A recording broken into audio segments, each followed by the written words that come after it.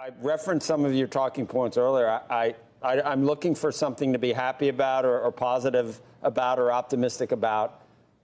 Do you have anything for me? Yeah, Joe, about the only thing I can say is that we did evacuate about 100,000 Afghans from Kabul over the last few days. And the military, as always, did a brilliant job doing that. Aside from that, like you, it's pretty hard to find a silver lining in what we've seen over the last couple of weeks.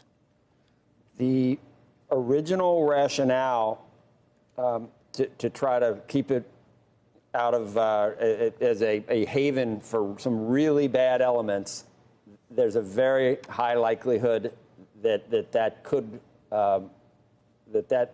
will rear its ugly head again. Is that your view, that this will become a haven now for terrorists that want to attack the United States, maybe here? Look, Joe, the Taliban, not exactly the best negotiating partners, have sworn that they are going to keep al-Qaeda, ISIS-K, and other terrorist groups in check. I don't think that's going to happen. I think that they neither have the willingness nor the ability to control the return of terrorist groups into Afghanistan. Afghanistan is going to return to what it was, a safe haven and sanctuary for terrorism. It will be a place where they try to set up training camps, try to reestablish critical mass to start another terrorist campaign against the United States and Western Europe and other Western countries. If we do run a fairly robust counterterrorism program, primarily over-the-horizon attacks from drones, aircraft, and when necessary, putting American troops on the ground, I think we can mitigate that, but we certainly will not be able to eliminate that threat from Afghanistan going forward. And in terms of the reputational damage to the United States, in terms of we defeated America, we drove them out, that will recruit terrorists. It will embolden our enemies, like China and Iran. Oh, absolutely. I think that in the case of terrorism, they're all having parties right now, terrorist groups around the world. And they are taking pictures of the Kabul airport, the last aircraft going out, and they're going to put that on their recruiting posters in every recruiting station they've got around the world. China is celebrating for another reason. They now have access to what is estimated to be a couple of $1 trillion worth of mineral deposits and rare earth materials that they can extract from Afghanistan. We tried to do that. We worked with corrupt officials to do that, and the Taliban wouldn't provide a secure environment to allow us to do that. Those are not problems for the Chinese. The Chinese will teach the Taliban about corruption, and the Taliban will provide the security. So China will get what it needs. The Taliban will get the money that it needs. We've heard that the administration will not rest even from here on out in trying to help our Afghan allies continue to leave Afghanistan.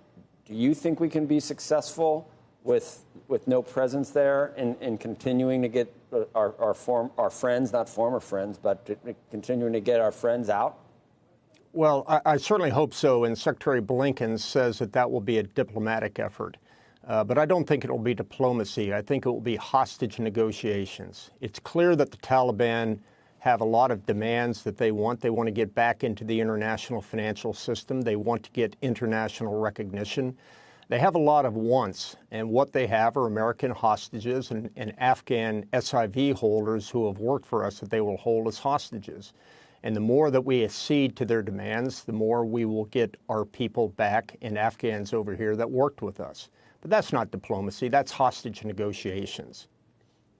I don't know whether Ambassador John Bolton always was very strident in a lot of his opinions, but I didn't enjoy an article I read from him in the op-ed pages of the Journal today either. And it looks like a worst-case scenario in terms of what he thinks this means for us versus all of our enemies, not even some of our frenemies. It's not helping. Well, look, we've gone over reputational challenges in the past. We overcame Vietnam. We overcame Iraq. At the end of the day, most of that antagonism is, in fact, jealousy. America still remains the strongest country in the world. Everybody that talks about America in decline I don't know what that's all about. The free world needs us, candidly, more than we need the free world. It's great to have allies, but every one of our allies demand us to be an ally. So we'll get through this.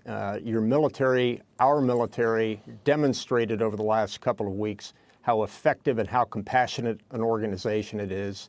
Our diplomacy was okay.